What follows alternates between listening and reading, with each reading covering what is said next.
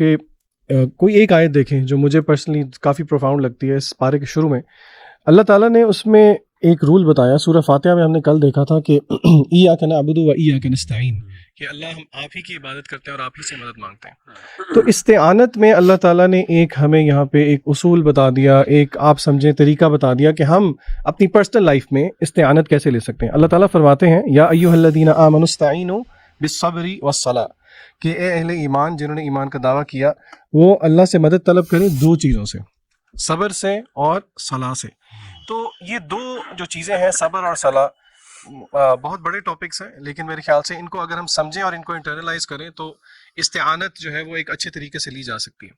تو صبر کیا ہے؟ عام طور پہ آپ کو پتہ ہے ہمارے ہاں اردو میں صبر کو سمجھا جاتا ہے کسی مصیبت پہ صرف صبر کرنا، لیکن اگر ہم دین کی روح سے دیکھیں تو صبر کو اسکالرز نے جو ہے وہ 3 ٹیئرز میں ایکسپلین کیا ہے، یا 3 اس کی جو ہیں اس کے اینگلز ہیں دیکھنے کے. سب سے پہلا اینگل انہوں نے بتایا کہ اللہ تعالیٰ کی اطاعت پہ صبر کرنا، یعنی کہ جو بھی اللہ تعالیٰ کے احکام ہیں ان کو بجا لانا در حقیقت صبر ہے، اور قرآنی آیات اس پہ دلالت کرتی ہیں کافی ساری. پھر اسی طرح اللہ تعالیٰ نے جن چیزوں سے روکا ہے ان سے رک جانا، یعنی کہ اللہ نے جن چیزوں کو منع کیا ہے ان سے رک جانا، یہ بھی صبر کی ایک قسم ہے. اور پھر اسی طرح مصیبت اگر کوئی آتی ہے، اور یقیناً ہر مصیبت اللہ تعالیٰ کی طرف سے ہی ہے، اس پر بھی صبر کرنا، صبر علی مصیبہ، یہ تینوں ڈائمینشنز ہیں صبر کی. اور اگر ہم قرآن مجید کی روح سے ہی دیکھیں کہ صبر یہ دل کی ایک ایسی عبادت ہے جس کا ریوارڈ جو ہے وہ رمضان سے بہت ملتا جلتا ہے. رمضان کا کیا ریوارڈ ہے؟ حدیث قدسی میں کیا آیا ہے کہ الصوم لی وانا اجزی بہ، جس کی محدثین نے شرح کیا کی ہے کہ اس کا مطلب ہے ان لمیٹڈ ریوارڈ. تو اگر آپ صبر کا کنیکشن رمضان کے ساتھ دیکھیں تو وہ بہت گہرا ہے، کیونکہ رمضان بھی صبر کا ہی نام ہے، اور صبر کے ریوارڈ کو ہی اللہ تعالیٰ نے قرآن مجید میں سورہ زمر میں کہا انما یوفی الصابرون اجرهم بغیر حساب، کہ جو صبر کرنے والے ہیں ان کا جو اجر ہے وہ بھی بغیر حساب کے ہے. تو یہ بڑے کی پرنسپلز ہیں صبر. اور اسی طرح نماز تو خود ایک بہت بڑا موضوع ہے، لیکن صبر اور صلاح کو اگر ہم پکڑ لیں تو انشاءاللہ یہ از اے مینیفیسٹیشن آف استعانت. ورس 152 فَاذْكُرُونِي أَذْكُرْكُمْ وَاشْكُرُوا لِي وَلَا تَكْفُرُونَ، کہ مجھے یاد رکھو میں تمہیں یاد رکھوں گا، اور دیکھو میری ناشکری نہ کرو. Never be and thank me, میرا شکر کرو اور میری شکری جو ہے وہ ناشکری نہ کرو. اس میں سب سے پہلا اسپیکٹ ہے ریممبرنگ اللہ سبحانہ و تعالیٰ کا، اور اس پہ ماشاءاللہ اتنی خوبصورت حدیث ہے، میں 2 کوٹ کرنا چاہوں گا آپ لوگوں کے سامنے. ایک ابو ہریرہ رضی اللہ عنہ سے مروی کہ رسول اللہ صلی اللہ علیہ وسلم نے فرمائے، صحیح بخاری کی حدیث ہے کہ اللہ says I am just as my slave thinks I am. If he remembers me in himself, I too remember him in myself. And if he remembers me in a group of people, I remember him in a group that is better than them. And if he comes 1 span nearer to me, I go 1 cubit nearer to him. And if he comes 1 cubit nearer to me, I go a distance of 2 outstretched arms nearer to him. And if he comes to me walking, I go to him running. SubhanAllah. So ایک تو یہ حدیث اگر ہم internalise کر لینا تو اللہ کا لو بھی بلڈ ہوگا کہ دیکھیں دس از اللہ سبحانہ و تعالیٰ، کہ جو ہمیں آفر کر رہا ہے کہ تم مجھے تھوڑا سا بھی یاد کرو گے، دیکھو میں تمہیں اس سے ایکسپونینشیل لیول پہ یاد رکھوں گا. اور اس پہ علماء کہتے ہیں نا کہ اگر آپ نے اللہ سبحانہ و تعالیٰ سے کوئی بات منوانی ہے ان ڈیفیکلٹ ٹائمز تو آپ فراوانی میں بہت یاد رکھیں اللہ کو، آپ فراوانی میں بہت اللہ تعالیٰ سے دعا کریں. دوسری بڑی زبردست حدیث یہاں پہ کہ ابو ہریرہ سے ہی مروی ہے کہ نبی اکرم صلی اللہ علیہ وسلم نے فرمایا کہ when Allah loves a servant he calls Jibril and he says verily I love this person so you should love him. جبرائیل ان سے محبت کرتے ہیں، پھر وہ اعلان باقی آسمانوں پہ ہوتا ہے. تو so on and so forth. یعنی آپ دیکھیں کہ سب سے جو ہولی کریچرز ہیں، یعنی اینجلس کو ہم بڑا وہ ہولی کریچر ظاہر ہے ایک تصور ہے، وہ اگر انسان کے لیے دعا کر رہے ہیں اور وہ محبت کر رہے ہیں انسان سے، تو آئی تھنک کہ اس انسان کو بڑا اس پہ خوش ہونا چاہیے.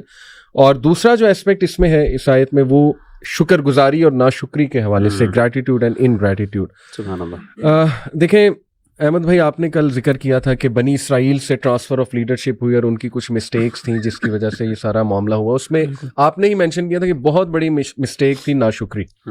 یعنی ایک تو اللہ کی نعمتوں کی ناشکری کہ جی من و سلوہ ہمیں پسند نہیں، ہمیں تو یہ جو ہے وہ فوڈس چاہیے. پھر یہ کہ اللہ نے نبی بھیج دیا، آزادی دے دی آپ کو فرعون سے، اس کے بعد اللہ نے شریعت بھیج دی، ہر چیز تو آپ کو بھیج دی، لیکن یہ کہ ناشکری.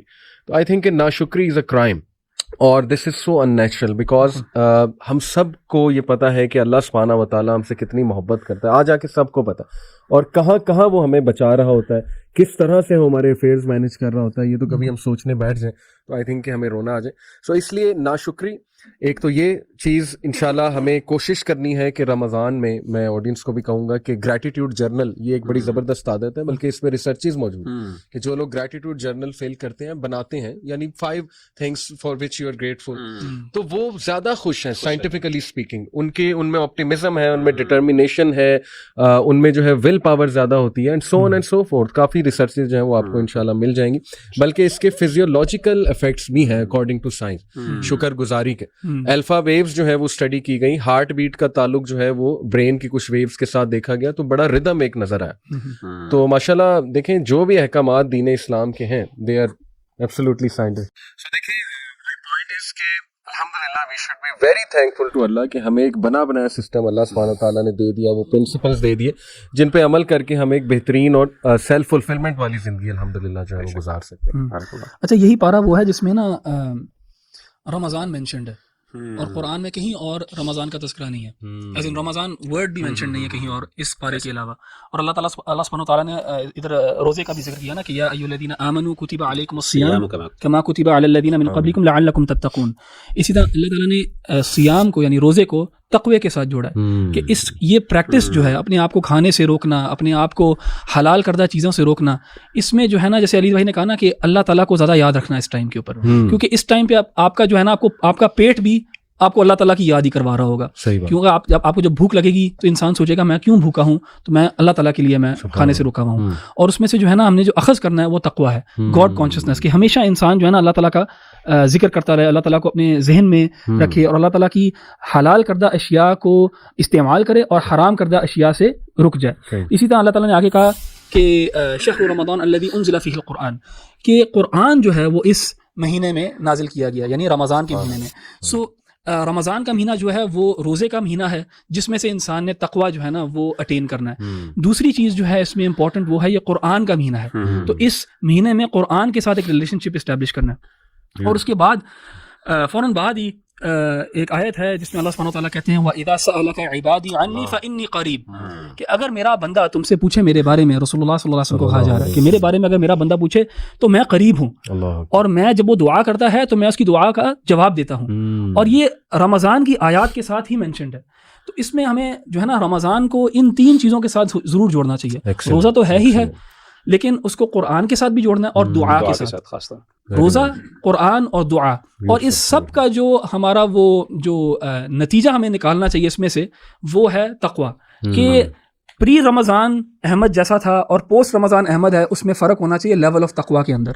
پری رمضان اگر میرا لیول آف تقویٰ نیچے تھا تو پوسٹ رمضان جو ہے میرا لیول آف تقویٰ کچھ نہ کچھ بڑھنا چاہیے, اور ایوری ایئر انسان کو جو ہے نا اس طرح کوشش کرنی چاہیے. اسی طرح قرآن, جیسے میں نے کہا نا کہ قرآن کا مہینہ ہے یہ, تو اس میں ہمیں نا ایک گول سیٹنگ کرنی چاہیے اپنے ریلیشن شپ قرآن کے ساتھ. اگر کسی نے کچھ صورتیں یاد کی ہوئی ہیں, اس کو چاہیے کوشش کرے کہ اس مہینے ان میں اضافہ کرے, کچھ اور دیگر صورتیں جو ہے وہ یاد کر لے. اگر کسی نے کبھی قرآن ترجمے سے نہیں پڑھا کور ٹو کور, تو یہ مہینہ ہے جہاں پہ وہ یہ گول سیٹ کرے کہ میں اس مہینے کور ٹو کور قرآن ختم کرنے کی کوشش کروں گا. تو اس طرح کوئی نہ کوئی قرآن کے ساتھ اپنے ریلیشن شپ کو ری وائٹلائز کرنا اس مہینے کے اندر, دعا کے ساتھ دعا کے بھی ٹارگیٹ سیٹ کرنا, بالکل دعا کے میں نے اللہ سے یہ چیزیں مانگنی ہے. بالکل کنٹری اگر آپ دعا دیکھیں یونس علیہ السلام کی, تو اس میں آپ کو ایک دوسری پکچر ملتی ہے. میرے لیے پرسنلی جو ہے نا حوقلہ جس کو کہا جاتا ہے, لا حول ولا قوت الا باللہ, یہ بہت امپاورنگ, مجھے بہت امپاورنگ دعا لگتی ہے, کیونکہ اس میں جو ہے نا وہ اس بات ہے اللہ تعالیٰ کی طاقت اور قدرت کا. اور اگر آپ دیکھیں تو یونس علیہ السلام کی دعا میں بھی یہی ہے, یعنی کہ اس میں بھی اس بات ہے لا الہ الا انت سبحانک انی کنت من الظالمین. تو میری گو ٹو پرسنلی, اور کیونکہ حدیث میں آیا بھی ہے کہ عرش کے خزانوں میں سے ایک خزانہ ہے, تو اور ہم نے علماء کو کہتے ہوئے سنا بھی ہے کہ if you want to see miracles happening, یہ کسی حدیث میں نہیں ہے, تو ٹرائی لا حول ولا قوت الا باللہ 100 دفعہ نہیں, وہ کہتے ہیں 500, 1000, 1500, 2000 دفعہ کر کے دیکھیں تو صحیح, پھر دیکھیں کہ آپ کی زندگی میں کیا جو ہے نا معجزے ہوتے ہیں. اچھا احمد بھائی نے بات کی رمضان کی, قرآن کی اور دعا کی, یہ تو ہے ساری عبادت. اگر آپ پارے کے شروع میں آ جائیں تو اس میں ایک بڑی انٹرسٹنگ چیز ہے, بار بار سائنٹیفک چیزوں کی طرف جانے کو بہت دل کرتا ہے. اللہ تعالیٰ نے قرآن مجید کے اندر جو ہے وہ ایک طریقہ رکھا, اور وہ کس چیز کو ثابت کرنے کے لیے رکھا کہ آخر اللہ کی عبادت کیوں کی جائے, یعنی کہ وہ کیا دعویٰ ہے جس کے بعد اللہ تعالیٰ کہتے ہیں اچھا کیونکہ ایسی بات ہے اسی لیے میری عبادت کرو. اللہ تعالیٰ نے ہمیشہ توحید ربوبیت کو کلیم کر کے آگے پھر کہا ہے دیر فار ورشپ می. کیا مطلب توحید ربوبیت کہ مثلاً اللہ تعالیٰ خالق ہیں, اللہ نے یہ پیدا کیا, اللہ نے وہ پیدا کیا. تو میں جن آیات کی طرف اشارہ کرنا چاہ رہا ہوں وہ آیات یہ اس پارے کے بالکل شروع ہی میں ہیں. اللہ تعالیٰ فرماتے ہیں ان فی خلق السماوات والارض واختلاف اللیل والنہار والفلک. لمبی آیت ہے بیسیکلی جس میں اللہ تعالیٰ نے تخلیق کا ذکر کیا, آسمان اور زمین کا, دن اور رات کے ہیر پھیر کا ذکر کیا, کشتیوں کی جب وہ دریا پہ چلتی ہیں لوگوں کو فائدہ دیتی ہیں, آسمان سے جب بارش برستی ہے, یعنی کہ it is the manifestation of اللہ تعالیٰ کریشن. اور اسی طرح اور سورہ بقرہ کے شروع میں بھی اللہ تعالیٰ نے جب کہا یا ایھا الناس اعبدوا ربکم کہ اللہ کی عبادت کرو, اس کے آگے پھر اللہ تعالیٰ نے جو دلائل دیے وہ ربوبیت کے دیے. تو اس سے ہمیں ایک جینیسس آف فیتھ کا پتہ لگتا ہے کہ کس طرح اللہ تعالیٰ ہمیں الوہیت کی طرف لے کے جانا چاہتے ہیں کہ ہم اللہ کی کریشن پہ غور کریں. دیکھیے یہ تھیوریٹیکل بات نہیں ہے, آج کل اس کو اگر ہم پریکٹیکلی مینیفیسٹ کریں تو ہم سوچیں کہ وہ کون سی چیزیں ہیں جو کہ ہنڈرنس ہیں میرے اور آپ کے لیے کہ ہم غور و فکر کریں اللہ تعالیٰ کی تخلیق میں. آپ کو یاد ہوگا پچھلے سال ہم ایک ٹرپ پہ گئے تھے سب اکٹھے, اور اس ٹرپ پہ ہم نے کیا کیا تھا, ڈیجیٹل ڈی ٹاکس کیا تھا. اور ہم نے رات کو بیٹھ کے سب نے لیٹ کے, آپ کو یاد ہوگا آسمان کی طرف کوئی گھنٹہ 1.5 گھنٹہ جو ہے وہ تاروں کو آبزرو کیا تھا, سورہ ملک سنتے, اور ہم سب نے ایگری کیا تھا کہ اس طرح ٹائم نکال کے اللہ کی کریشن کو شاید ہی ہم کبھی آبزرو کرتے ہیں. تو ہم اپنے بہن بھائیوں کو یہ مشورہ ضرور دیں گے کہ آپ کبھی نہ کبھی اپنے آپ کو تھوڑا سا کٹ آف کر کے اس پہ غور و فکر ضرور کریں, کیونکہ اللہ تعالیٰ نے اس کو دلیل بنایا ہے اپنی الوہیت کے لیے. تو I think this is very empowering. ویسے یہ جو ربوبیت آپ نے بات کی, اٹس اے بیوٹیفل کانسیپٹ. اس کو اگر تھوڑا سا اور ہم آڈینس کے لیے ایکسپلین کر دیں تو بڑا امپاورنگ ہوگا کہ ایگزیکٹلی توحید ربوبیہ میں کیا کیا جو ہے وہ آتا ہے. میرے خیال سے شیخ مغیرہ سے میں ریکویسٹ کروں گا کہ آپ ربوبیت پہ تھوڑا سا ذرا ایلیبوریٹ کر دیں پلیز. جی, اس میں نا توحید ربوبیت میں بنیادی طور پہ ویسے تو اللہ تعالیٰ کا خالق مالک ہونا, 3 بڑی چیزیں ہیں کہ اللہ خالق ہے اور دوسرا اللہ مالک ہے, یعنی وٹ ایور اللہ از کریٹڈ اللہ کی وہ ڈائریکٹ پوزیشن میں بھی ہے اور اللہ کے ڈسپوزل پہ بھی ہے, اور تیسری چیز اللہ قدیر بھی ہے. یعنی یہ 3 الملک والقدرہ اور ایک خلق, یہ 3 بڑی کوالٹیز عام طور پہ توحید ربوبیہ کے اندر کوٹ کی جاتی ہیں. یعنی اللہ تعالیٰ نہ صرف خالق ہے, اللہ آنر بھی ہے, اور اللہ کے پاس نہ صرف اللہ خالق ہے تو اللہ کے پاس ایک نیچرل رائٹ بھی ہے, اور تیسرا اللہ کا ڈسپوزل بھی ہے, یعنی اللہ کے مرضی کے مطابق کچھ پتہ ہل بھی نہیں سکتا. یہ 3 کوالٹیز جو ہیں یہ پرائمریلی ایک توحید ربوبیت کا کانسیپٹ ہے, اور میں سمجھتا ہوں جس بندے کے اندر توحید ربوبیہ کا کانسیپٹ صحیح معنوں میں انٹرنلائز ہو جائے نا, وہ کبھی بھی شرک نہیں کر سکتا, کیونکہ توحید ربوبیہ necessarily necessitates actually in fact to الوہیہ. اور یہی اللہ تعالیٰ نے ہمارے ہاں عام طور پہ بعض دفعہ یہ کہہ دیا جاتا ہے کہ توحید الربوبیہ بندے کا پرفیکٹ ہے, توحید الوہیہ نہیں. صحیح اس میں جو محققین کی رائے وہ یہی ہے کہ توحید الربوبیہ اگر ایگزمپلری ہو تو it should necessarily lead to توحید الوہیہ, اور جو بندہ ایکچوئل میں انٹرلائز کرے کہ مالک بھی اللہ ہے, خالق بھی اللہ ہے, اور قدرت بھی اللہ کی ہے, تو یہ ساری چیزیں باقی why is anyone a third person worthy of worship in that. اور اس میں یہ بھی آئے گا نا کہ اللہ نے بنا کے چھوڑ نہیں دیا, والذی قدر فہدی, اللہ کا کنٹرول بھی ہے, یعنی کہنے میں ڈسپوزل بھی اللہ کا ہے نا, ہی از واچنگ اوور یو, اس نے تمہیں فورسیک نہیں کیا ہے. اور لاسٹلی بس میں ایک اور ورس کوٹ کرنا چاہوں گا سورہ البقرہ کی. یہ ایکچولی ورس مجھے بہت ہیلپ کرتی تھی جب میں نیا دین میں آیا تھا, اینڈ دیٹ از سورہ البقرہ ورس 208. اعوذ باللہ من الشیطان الرجیم.